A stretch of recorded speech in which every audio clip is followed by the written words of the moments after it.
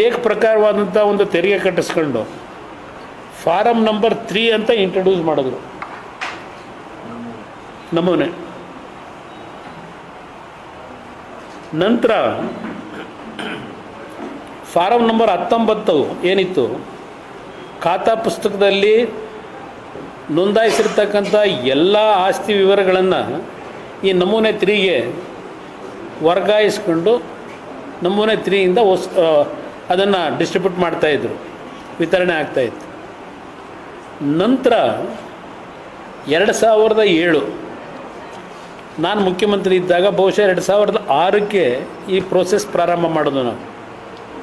ಅದಕ್ಕೆ ಕಾರಣ ಈ 7 ನಗರಸಭೆಗಳಿತ್ತಲ್ಲ ಮತ್ತು ಪಟ್ಟಣ ಪಂಚಾಯಿತಿ ಸ್ವೇಚ್ಛಾಚಾರವಾಗಿ ಆ ಟೈಮ್ನಲ್ಲಿ ರೆವಿನ್ಯೂ ಬಡಾವಣೆಗಳನ್ನು ರಚನೆ ಮಾಡಿ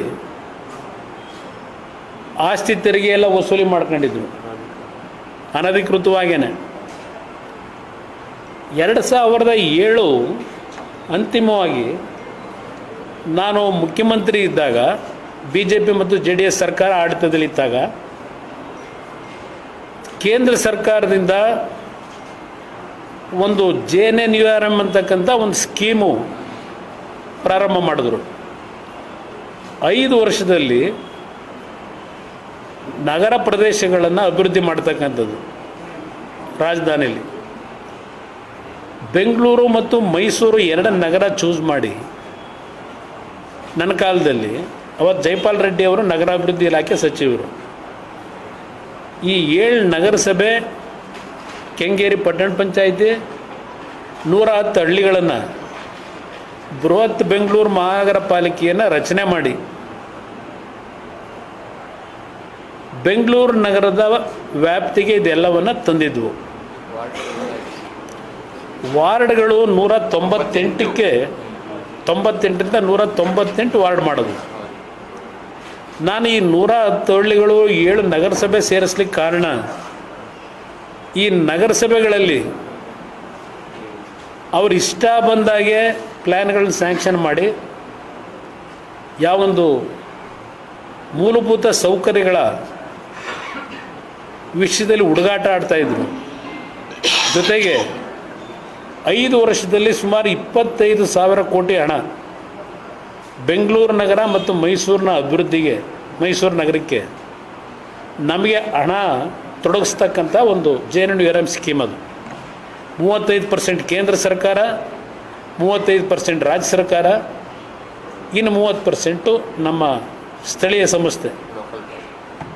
ಇವರು ಈ 3 ಹಂತದಲ್ಲಿ ದುಡ್ಡನ್ನು ಕೊಡಬೇಕು. ಇವರು 3 ಸಂಸ್ಥೆಗಳು ಈ 25,000 ಕೋಟಿ ಹಣ 5 ವರ್ಷದಲ್ಲಿ ಖರ್ಚು ಮಾಡತಕ್ಕಂಥ ಒಂದು ಅವಕಾಶ ಏನಿತ್ತು, ಆ ದೃಷ್ಟಿನಲ್ಲಿ ಬೆಂಗಳೂರು ನಗರದ ಮೂಲಭೂತ ಸೌಕರ್ಯಗಳಿಗೆ ಪರಿಣಾಮಕಾರಿಯಾದಂಥ ಒಂದು ಕಾರ್ಯಕ್ರಮ ರೂಪಿಸಬೇಕು ಅಂತೇಳಿ ತಂದಂಥ ಕಾರ್ಯಕ್ರಮ ನಾನು ಅವತ್ತು.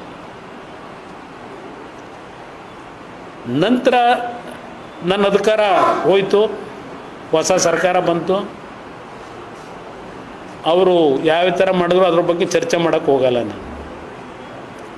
ನನ್ನ ಕಾಲದಲ್ಲಿ ಈ 110 ರೂಪಾಯಿ ಇತ್ತಲ್ಲ, ಅದನ್ನು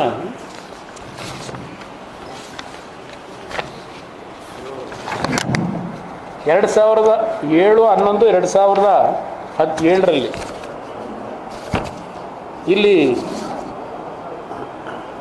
ಸಮಸ್ಯೆಗಳಿತ್ತಲ್ಲ, ಖಾತಾ ಇಶ್ಯೂದು ಇದೆಲ್ಲ ಡೀಟೇಲ್ ಓದಕ್ಕೆ ಹೋಗಲ್ಲ.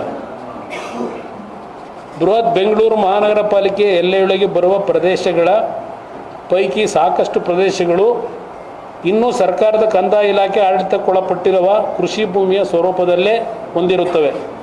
ಸದರಿ ಪ್ರದೇಶಗಳು ಅಭಿವೃದ್ಧಿಗೊಂಡು ಕೃಷಿಯೇತರ ಉದ್ದೇಶಗಳಿಗೆ ಬಳಕೆಯಾಗುವಾಗ ಸಂಬಂಧಪಟ್ಟ ಜಿಲ್ಲಾಧಿಕಾರಿಗಳಿಂದ ಭೂ ಪರಿವರ್ತನೆಗೊಂಡು ಸ್ಥಳೀಯ ನಗರ ಯೋಜನಾ ಪ್ರಾಧಿಕಾರದಿಂದ ಬಡಾವಣೆಗೆ ಮಂಜೂರಾತಿ ಪಡೆದುಕೊಂಡ ನಂತರವೇ ಅದನ್ನು ಮಹಾನಗರ ಪಾಲಿಕೆ ವ್ಯಾಪ್ತಿಗೆ ಸೇರಿಸಿಕೊಂಡು ಅದರಲ್ಲಿ ಬರುವ ನಿವೇಶನ ಆಸ್ತಿಗಳಿಗೆ ತೆರಿಗೆ ನಿರ್ಧಾರ ಮಾಡಿ ಖಾತಾ ನೋಂದಣಿಯನ್ನು ಮಾಡಿಕೊಡಲು ಅವಕಾಶ ಇರತಕ್ಕಂಥದ್ದು ತೀರ್ಮಾನ ಮಾಡಿದ್ದೀವಿ.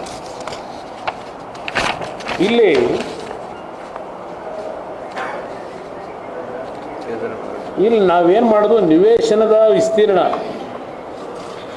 ನಂತರ ದಿನಾಂಕ 27/10/2007ರಲ್ಲಿ ಮಾನ್ಯ ಆಡಳಿತಾಧಿಕಾರಿಗಳ ಸಭೆಯಲ್ಲಿ ಪಾಲಿಕೆಯ ಕಾಮಗಾರಿ ಇಲಾಖೆಯು ಹೊಸದಾಗಿ ಸೇರ್ಪಡೆಗೊಳ್ಳುವ ಪ್ರದೇಶಗಳಿಗೆ ಮೂಲ ಸೌಕರ್ಯಗಳನ್ನು ಒದಗಿಸಲು ಪ್ರತಿ ಚದರ ಮೀಟರ್ ಒಂದಕ್ಕೆ ತಗಲಬಹುದಾದ ವೆಚ್ಚದ ಅಂದಾಜಿನ ಬಗ್ಗೆ ನೀಡಿದ ಅಭಿಪ್ರಾಯವನ್ನು ಪರಿಗಣನೆಗೆ ತೆಗೆದುಕೊಂಡು ಮಾನ್ಯ ಆಡಳಿತಾಧಿಕಾರಿಗಳು ತಮ್ಮಲ್ಲಿ ವಿಹಿತವಾಗಿರುವ ಬೃಹತ್ ಬೆಂಗಳೂರು ಮಹಾನಗರ ಪಾಲಿಕೆಯ ತೆರಿಗೆ ಮತ್ತು ಆರ್ಥಿಕ ಸ್ಥಾಯಿ ಸಮಿತಿಯ ಅಧಿಕಾರಗಳನ್ನು ಚಲಾಯಿಸಿ ಈ ಕೆಳಕಂಡ ದರಗಳಲ್ಲಿ ಮೇಲ್ಮಾಟು ಅಂದರೆ ಬೆಟರ್ಮೆಂಟ್ ಚಾರ್ಜಸ್ನ ವಿಧಿಸಿ ಹೊಸದಾಗಿ ಸೇರ್ಪಡೆಗೊಳ್ಳುವ ಅರ್ಜಿ ಆಸ್ತಿಗಳ ತೆರಿಗೆ ನಿರ್ಧರಣೆ ಮತ್ತು ಖಾತಾ ನೋಂದಣಿಯನ್ನು ಮಾಡುವುದಕ್ಕೆ ಅನುಮೋದನೆ ನೀಡಿರುತ್ತಾರೆ.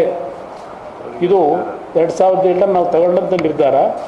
ಈ 110 ಹಳ್ಳಿಗಳು 7 ನಗರಸಭೆ ವ್ಯಾಪ್ತಿಯಲ್ಲಿರ್ತಕ್ಕಂಥ ಸಂಪೂರ್ಣ ಆಸ್ತಿನ ಬೃಹತ್ ಬೆಂಗಳೂರು ನಗರ ಪಾಲಿಕೆಯ ರಿಜಿಸ್ಟ್ರಾರ್ಗೆ ಟ್ರಾನ್ಸ್ಫರ್ ಮಾಡಬೇಕು ಅಂತಕ್ಕಂಥ ಎಲ್ಲ ನಿರ್ಧಾರ ತೆಗೆದುಕೊಂಡಿದ್ದು.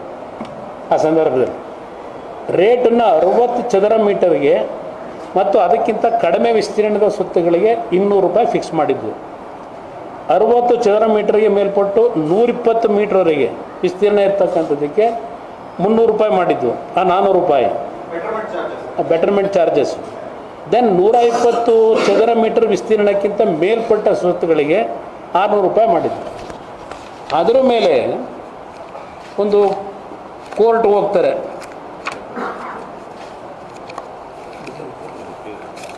ಕೋರ್ಟ್ ಇದು ಒಂದೇ ಅಲ್ಲ ಆದೇಶ, ಕೋರ್ಟ್ ಆದೇಶ ಹಲವಾರು ಆದೇಶಗಳಿವೆ. ಈ ಯಾರೋ ಒಂದು ಪ್ರೈವೇಟ್ ಬಿಲ್ಡರ್ ಹೋಗ್ತಾನೆ ಕೋರ್ಟಿಗೆ, ಕೋರ್ಟ್ನಲ್ಲಿ ಕೆಲವು ತೀರ್ಮಾನ ಕೊಡ್ತಾರೆ. ಖಾತಾ ಮಾಡಬೇಕು ಅಂತಕ್ಕಂಥದ್ದು ತೀರ್ಮಾನ ಡೈರೆಕ್ಟಾಗಿ ಕ್ಲಿಯರೆನ್ಸ್ ಕೊಟ್ಟವ್ರೆ. ಇದರಲ್ಲಿ ಏನು ಹೇಳ್ತಾರೆ, ಇಲ್ಲಿ the respondents are directed to consider the petitioners application annexed A and effect registration of Khata in the name of the petitioner. If the application is found otherwise to be in accordance with law, in any event, within a fortnight from today, 15 ದಿವಸದಲ್ಲಿ ಮಾಡಬೇಕು ಖಾತೆಗಳನ್ನ ಅಂತೇಳಿ court ಆದೇಶವೂ ಇದೆ. ಹಲವಾರು ಆದೇಶಗಳಿದೆ. ಇದು ಒಂದು ಆದೇಶ ನಿಮ್ಗೆ ಗಮನಕ್ಕೆ ತಂದೆ. ಇದು ಆ ಸಂದರ್ಭದಲ್ಲೇ ಟ್ಯಾಕ್ಸ್ಗಳನ್ನು ಕಟ್ಟಿಸ್ಕೊಂಡವ್ರೆ. 18,000 19,000 ಹೀಗೆಲ್ಲ ಅಮೌಂಟ್ಗಳನ್ನು ಕಟ್ಟಿದ್ದಾರೆ 2007 ಏನೂ. ಈಗ 2007 2009 ಇದು ಕೊಟ್ಟು ಒಂದು ನಿಮಿಷ ಇನ್ನೊಂದು ಇಟ್ಟಿದ್ದಲ್ಲಿ ಇದನ್ನು ಮಿಕ್ಸ್ ಮಾಡಿದ್ದಾರೆ.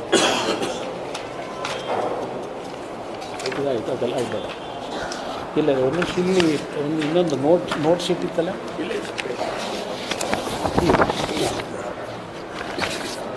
ಸ್ವಲ್ಪ ತೊಂದರೆ ಆದರೂ ಪರವಾಗಿಲ್ಲ ಅಲ್ವಾ? ಯಾಕೆಂದರೆ ಇದು ಭಾಳ ಇಂಪಾರ್ಟೆಂಟ್ ಸಬ್ಜೆಕ್ಟ್ ಇದೆ. ಯಾರೂ ಮಾತಾಡಲಿಲ್ಲ, ನನಗೆ ನೋವಾಯ್ತು ನಿಜಕ್ಕೂ. ನಾನೊಂದು 2 ಸಲ ಎಕ್ಸ್ಪ್ರೆಸ್ ಮಾಡಿದೆ, ಕೆಲವು ನೀವು ಅದನ್ನು ನಾನು ಹೇಳೋದು ಬರೆದಿದ್ದೀರಿ. ಬಟ್ ಇದರ ಎಫೆಕ್ಟ್ ಏನಿದೆ, ಜನಗಳ ಮೇಲೆ ಏನು ಹೊರೆ ಆಗ್ತದೆ, ಆ ಹಿನ್ನೆಲೆಯಲ್ಲಿ ನಾನು ಆ್ಯಕ್ಚುಲಿ ಇವತ್ತು ಈ ಪ್ರೆಸ್ ಮೀಟ್ ಮಾಡ್ತಾ ಇರೋದು. ಬೇರೆ ಮುಂದಿನ 15 ದಿವಸ ಆದಮೇಲೆ ಬರ್ತೀನಿ ಮತ್ತೆ ಡೆಲ್ಲಿಯಿಂದ.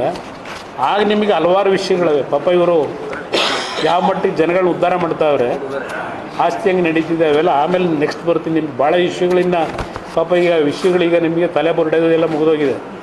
ಬುರುಡೆ ಕತೆ ಮತ್ತು ಯಾವ್ಯಾವುದು ಬೇರೆ ಬುರುಡೆ ಕತೆಗಳಿವೆ, ಅದೆಲ್ಲ ಆಮೇಲೆ ಕೊಡ್ತೀನಿ. ಡೈವರ್ಟ್ ಆಗೋದು ಬೇಡ ಅಂತ ಹೇಳಿ ಅಷ್ಟೆ.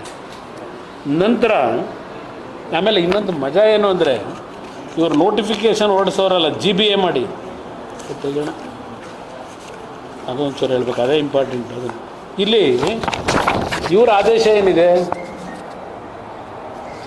ಬೆಂಗಳೂರು ನಗರ ಅತ್ಯಂತ ವೇಗವಾಗಿ ವಿಸ್ತಾರಗೊಳ್ತಾ ಇದೆ, ಅತ್ಯಂತ ಅಭಿವೃದ್ಧಿ ಹೊಂದ್ತಾ ಇರತಕ್ಕಂಥ ನಗರ ಇದು. ಈ ನಗರ ಎದುರಿಸ್ತಾ ಇರಬೇಕಾದಂಥ ಸವಾಲುಗಳು ಮತ್ತು ಅದರ ವ್ಯವಸ್ಥಿತ ಮತ್ತು ಸಂಘಟಿತ ಬೆಳವಣಿಗೆ, ಅಭಿವೃದ್ಧಿಯ ಅಗತ್ಯತೆಯನ್ನು ಕಡೆಗಣಿಸುವಂತಿಲ್ಲ. ಪ್ರತಿನಿತ್ಯ ಪಾದಯಾತ್ರೆ ಅತ್ಯಂತ ಓಡಾಡ್ತಾವ್ರಲ್ಲ ಪಾರ್ಕ್ಗಳಲ್ಲಿ, ಈಗ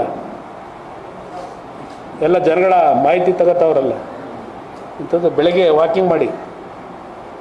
ಅನಿಯಂತ್ರಿತ ಮತ್ತು ಅವ್ಯವಸ್ಥಿತವಾದ ಬೆಳವಣಿಗೆಯು ಈಗ ನಗರವು ಎದುರಿಸುತ್ತಿರುವ ಹೆಚ್ಚಿನ ತೊಂದರೆಗಳು ಅಂದರೆ ಅಸುರಕ್ಷತೆ ಮತ್ತು ಅನಿಯಂತ್ರಿತ ನಿರ್ಮಾಣಗಳು. ಅಸುರಕ್ಷಿತ ಕಟ್ಟಡಗಳಿಂದ ಪ್ರಾಣಕ್ಕೆ ತೊಂದರೆ,